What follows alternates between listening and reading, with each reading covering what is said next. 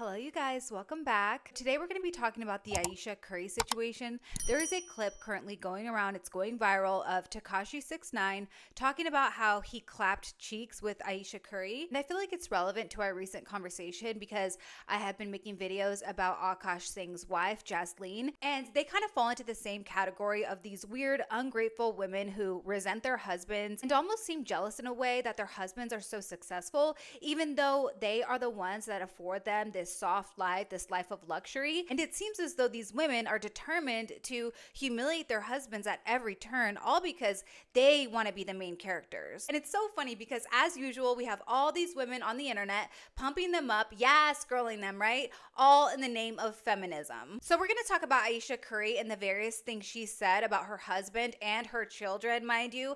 And then we'll get into this whole Tekashi69 situation and the clip that's going viral. By the way, guys, I realized I haven't mentioned this in a while. I haven't asked for anything from you guys in a very long time.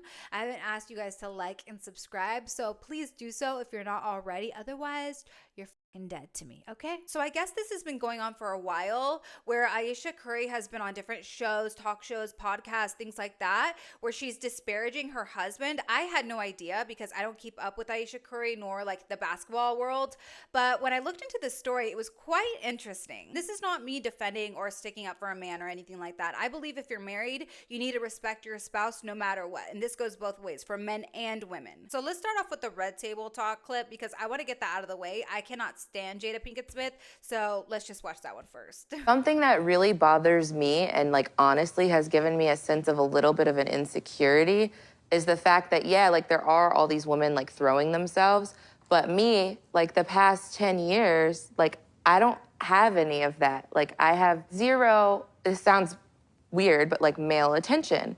And so then I begin to internalize it and I'm like, is something wrong with me? You're not looking. Ugh. The reason why you're not getting male attention is because you're married to one of the most famous basketball players to ever exist. So yeah, I saw that clip going around quite a bit where she's complaining about not getting male attention, but it's like, girl, you're married. Why do you care? And of course your husband's gonna get attention. He's like the most famous basketball player. I don't even keep up with basketball, and I know of Steph Curry and LeBron James. Those are like the only two basketball players that I know about. But it's like, of course, it comes with the territory. You married a basketball player. What are you talking about? And girl, again, you already got the man. Why do you care? He's tall, he's rich, he's successful, he's charming, he's handsome, he's sweet from what it seems, he loves God, he goes to church, he supports your dreams and your ambitions. It seems like he treats you like a princess. He gives you this soft, luxurious lifestyle, gave you beautiful children. I mean, what more could you want? He is literally what every woman is looking for. And do you not think he sacrificed a lot being with her? I mean, I'm not trying to overly stick up for this man or anything like that, but he could literally get anybody he wants. Do you not think he sacrificed a lot being with her, and she has the nerve to get up on this show and complain about not getting male attention? If this were in reverse and Steph Curry were on that show saying those things about her, all the girlies would be after him. That's why I don't understand how there's all these women on social media defending her. Okay, let's watch the clip where she's on that show for drunk house moms. I'm pretty sure this one is The View. Oh, all right, Ayesha, I think it's time for a drink. What do you say? Absolutely. Yes, we get to drink. Marcel? Marcel?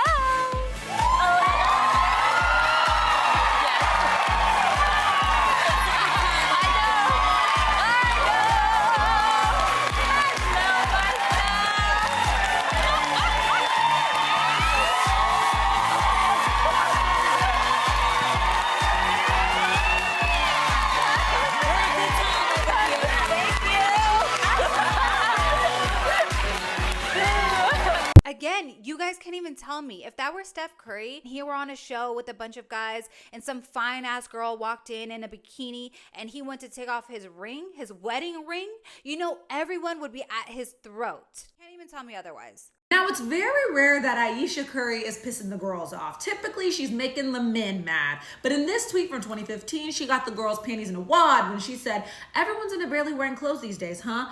Not my style. I like to keep the good stuff covered up for the one who matters." This girl mentions how Ayesha Curry was tweeting talking about barely clothed women. However, ever since she started losing weight, she's dressing just like those barely clothed women that she's been talking about. And if you remember Ayesha from back then, she used to dress so conservative, so covered up, and ever since she started disparaging her husband and losing weight, she has started showing more and more skin. And I'm not judging her if she wants to feel hot and wear less clothing, but it's just odd to me the timing of all of this. It just happens to be now when she's talking all this craziness about her husband rather than back then when she seemed to be so in love. Okay, so these are some clips from the Call Her Daddy podcast, and yes, I watched the whole thing and it was painful. I've enjoyed many of these episodes, many of the Call Her Daddy episodes, but for some reason, Ayesha Curry was just so boring, so painful to watch. And in this interview, she tries to act like, if she wasn't with Steph Curry, she would be this big boss babe.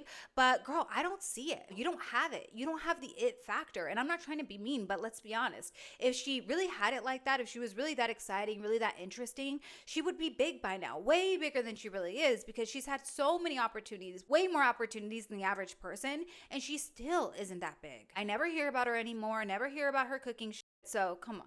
Okay, 4 kids. Did you always knew you wanted a big family? No. So I didn't want kids. I didn't want to get married. I thought I was going to be career girl and that's it. And I had my eyes set on my goals. And I was never the little girl that like dreamt about the wedding dress and all of that. And then it happened so early in my life. So it's like, it's one of those things like you don't know what you actually don't know what you want. It's fine not to want those things. Things change. Listen, I completely support women wanting to have their own careers, their own professions. In fact, I have always said, whether you're a stay-at-home wife, a stay-at-home girlfriend, you should always have your own little thing on the side, making money, whether it's reselling, starting a small business, something. That way, if anything were to ever go south, you have your little nest egg. So again, I completely support women who want to have their own careers. I respect that. But I'm so sick and tired of moms getting on the internet talking about how they never wanted to be moms. In fact, I'm less concerned about the things she has to say about Steph and more concerned about the things she's saying about her own children. Do not have kids if you never wanted to be a mother. Don't have kids because society tells you. Don't have kids because your man wants you to. Don't have kids because you think you're getting older. Don't have kids to save your relationship. Don't have kids because you think it'll make you happy. Don't have kids because you think it'll be fulfilling and bring purpose to your life. Have kids because you legitimately want to be a mother. It's like, dude, stop being so damn selfish for once and think about how your kids might feel when they grow up and hear this kind of shit. You know what I mean? Okay, wait. You starting at 3, was it because like your mom just saw something in you? Like the story is, because obviously I have no recollection. We were in a grocery store and a talent agent said, "Oh, she should be in commercials," and so it started from there and then kept going. And when you started working that young and then kind of became aware of it, like, did you love it? Like, I loved it. Okay. I loved it. Eat, sleep, breathe. Okay, so you come from the strict... Eat, sleep, breathe, but she doesn't speak that way about her children. And she's been modeling since she was 3. Come on. If she really had the it factor like that, she would have been big right now. I think she's forgetting how difficult it is to try to make it on your own without a leg up from your husband. And I'm not saying she should be grateful to be married to an athlete. I'm saying she should be grateful to be married to a good man. A man that tries to get her every opportunity to push her career. And still, like, she's trying to act like she would be this boss babe without him. But girl, you've been at it. You've been working since you were 3 years old. If you had it like that, you would be doing it. I just didn't think it was going to be a thing. I You thought weren't a we would friend be group. friends. Yeah.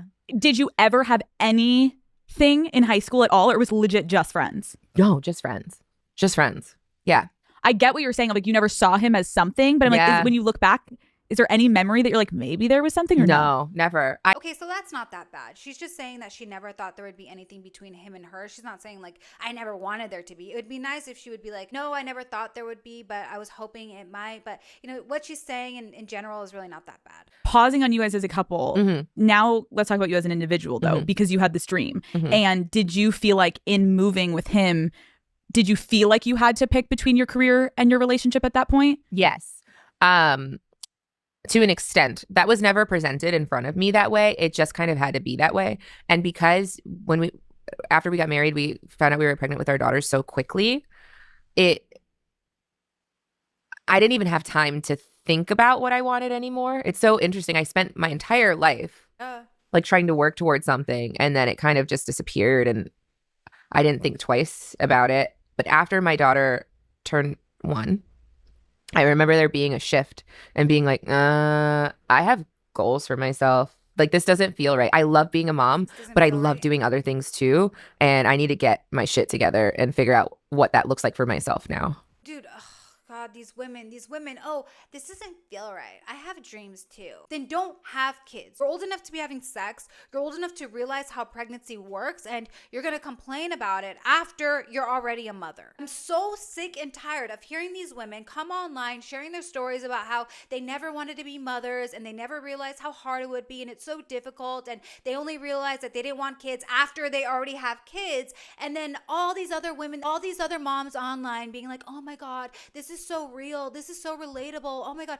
we need to talk about this more. This is the part of motherhood no one talks about. Listen to me very closely. If you need to listen to another woman come online and slander her own children only for you to realize that you don't want kids, you're a an idiot. Why do we need more women online talking about how they don't want kids, or they didn't realize that they didn't want kids until after they already had kids? Because here's the thing nobody's talking about. The real thing nobody's talking about is the fact that her children are going to see this one day. And how do you think that's going to make them feel? Are we forgetting about that part? The part where these children grow up and hear the things you said about them on this podcast? Or do you selfish, narcissistic bitches only give a shit about seeming relatable and strong to your audience? How do you know that this is not going to completely crush your children when they have to grow up and listen to their own mom tell the world that she never wanted them? This doesn't make you a strong, relatable, honest mother. This is just stupid. And I'm so sorry for this tangent, but so many mothers nowadays act like they're victims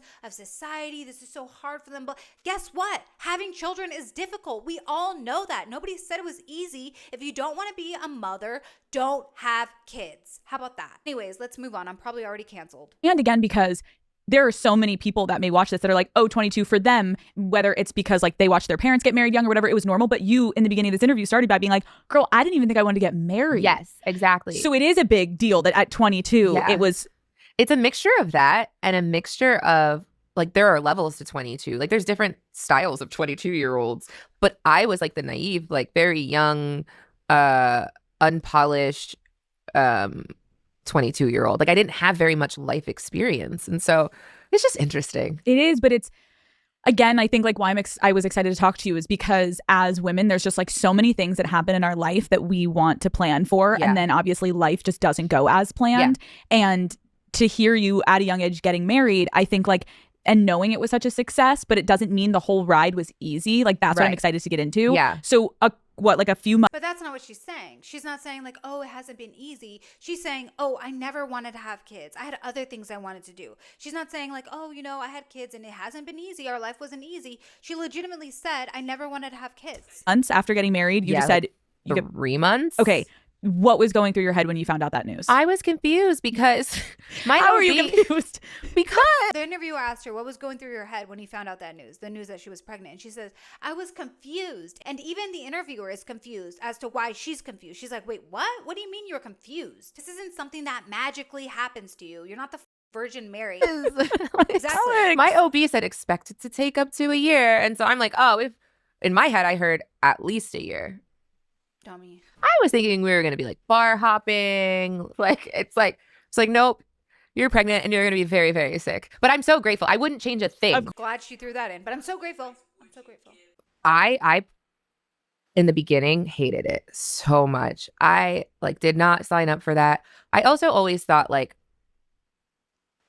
I didn't know that he was going to end up playing basketball. Like he said he wanted to be a high school basketball coach. Like, I thought I was going to be like the girl out there getting it. So I didn't know. And it's so hard also to be the woman in a situation where you're like, men just don't get as much scrutiny. Like, they can maybe tell him like, your fucking shots suck tonight. But like the looks and all of that is just like not a factor of conversation as much. No. Did you talk to Steph about it? Like, or did you kind of keep it within yourself so it didn't? I do not have a bone in my body that can keep anything to myself. So if it comes to mind, it's coming out. And he's so gracious. Like, he tries to resonate with me, but he just can't. Oh, she has it so hard. These women who have this soft ass life, this life of luxury that's provided to them by their husbands, they're just like, ugh, they don't understand. They act like their lives are so difficult. Girl, like you have no idea how hard it is to truly make it in this world. You've had every opportunity afforded to you, and she's still complaining about it. Like nothing is ever good enough for these people. They're just everything. They complain about everything. I was like, oh, I'll start like for the family. Like I'm just gonna launch a blog. Blogs were the thing at the time. And Stefan's actually the one that encouraged it because I would start and stop. He was like, just do it. So I did it. Other people took notice. And then someone said, hey, people like to see these things, like make a video. And so I started making videos. And from there, it grew. And I went to San Francisco cooking school for a little bit. And then the station that broadcasts the Warriors games at the time, they reached out and they were like, hey, we really like your videos. Like, what if we gave you a 30-minute slot before every game locally and we did a cooking segment? And I was like, yeah. And so that was like my first TV cooking direct to camera. And then from there it grew to the book, and then the book to Food Network. And so it was like I had this robust like food television career very quickly that happened pretty organically. And nope, not organically, because of your husband. Do you guys see this? Like how many opportunities have been given to her because who she's married to, not because of her, because of who she is married to. She's been given all these opportunities, her show before the games, a Food Network thing, all of this has been handed to her. Yeah, she had to work, she had to do the cooking once it was already given to her, but all these opportunities have been provided to her because of her husband. And she still has the nerve to come on here and be so ungrateful, be like, oh, I had goals, I had things to do, I had my daughter for a year, and then I was like, oh my God, this doesn't feel right. Like, girl, what do you mean? What more do you want? Like, this is what I'm talking about when I say, I'm not trying to be too harsh here. I'm not trying to be mean, but this is what I mean when I'm talking about, like, nothing is ever good enough for these people. Nothing is ever good enough. And you know what? Hearing her complain like this, it'd be one thing if her husband was like Khloe Kardashian's husband, one who's always cheating on her. I don't even know his name, but it'd be one thing if he was like him, right? Some guy that's always out there partying. There's all these allegations. There's all these rumors and videos of him with other girls. That would be one thing, but he's not. Steph Curry like worships the ground she walks on. Seems like he treats her like a princess. He works hard. He loves God. He seems like he's a good father, and she's still complaining. Again, I'm not saying that she should be grateful to be married to a professional athlete, somebody who's rich. I'm saying she should be grateful to be married to a good man, a man who loves her, a man who seems like he treats her well. It just proves that money cannot make you happy. Look at this woman. She has everything in life she could ever want. Stunning husband, beautiful children, soft, luxurious lifestyle, and she's still miserable, still complaining. Okay, you guys, so here is where things get interesting. I'm going to show you the clip that's going around of Tekashi69 saying that he clapped cheeks with Ayesha Curry. Who is the biggest name girl you've ever fucked? Do I get sued for defamation? No, just say. Who's the most famous girl you ever fucked? Ayesha. I have no Ayesha idea. Curry. Wow. Okay, so that's a clip that's going around, and everybody's like, oh my God, Tekashi's in his honest era, and this is so random, such a random name to say. He doesn't even know about all this drama, but this is a clip from, I think, October, where he is mentioning the whole drama going on with Ayesha Curry. So he clearly knew that, you know, something was happening between her and Steph. It's you and a few other rappers that be doing this shit. Shit crazy. Yo, how you feel about the Ayesha Curry girl? Who? Ayesha Curry. Yo, he happy though. No, he happy. I'm being honest. You don't think he happy? Niggas could say, yo, what's up, ma? Ayesha Curry, she gonna go crazy. Okay, so my God. Obviously, he knew that there was some drama going on with her, but now he is live streaming and he is on a lie detector machine or whatever, and they're asking him, the chat's asking him basically to address the whole Ayesha thing. And they keep asking about Curry's wife. I never Curry's wife. Shout out to Steph Curry, the legend. True. And I with Curry. I just said, we embarrassing him. True. First of all, this lie detector analysis man, his name is John Grogan, and he is pretty much a fraud, allegedly. He's like the Hollywood lie detector guy that all the celebrities and YouTubers hire when they get into scandals, and he's pretty much known to be very shady, very scammy, allegedly. Again, I don't want to get sued. He's also the one that Kris Jenner hired when Ray J was accusing her of all that stuff, saying that she was the one who really released Kim's sex tape, basically to get her out of all that drama. But if you want to know more about the lie detector guy, I would would say check out this video called The Truth Behind the Lie Detector Guy on Scott Kramer's channel. It's really well done. There's so much information on there. It's very entertaining. John Grogan, he does all of the lie detector stuff for like every YouTuber. How can there only be one guy that does lie detector stuff? We need to know more about this. I've looked into this more than I've been leading on. I've definitely like researched this. You got to make this video now. Yeah, I think I will. It's a good topic. This is deep. It goes deep. So yeah, this whole lie detector thing, it could be damage control, or we could just watch the full clip. We could watch what Tekashi69 really said. Instead of these clips that have been going around that are taken out of context, we can watch the whole thing. But that's not as interesting, right? It's more interesting to believe that Tekashi69 cracked Ayesha Curry, of course. Who is the biggest name girl you've ever fucked? That's a good question. If I lie, do I get sued for defamation? No, just say. No, just be honest, Say bro. I Come believe. on. Say, listen, say I believe. I don't know. I'm not sure, but I believe. Or saying a dream. That's the first red flag, because I feel like he would have lied. He would have said Ayesha Curry or said somebody, maybe not Ayesha Curry, because I don't think that was really his idea, but he would have said somebody just to lie, just to make him look better, make him look cooler, because otherwise, why would he ask, am I going to get sued for defamation if I lie? Hello? We just said it was a dream. In your dream, who was it? In my dream? Yeah. In my dream, if I had to, like what? I have a famous girl eat my or what? No. Yeah. The most famous girl you smashed. Who's the most famous girl you ever fucked? Yes, you know the convert. Come on. Ayesha?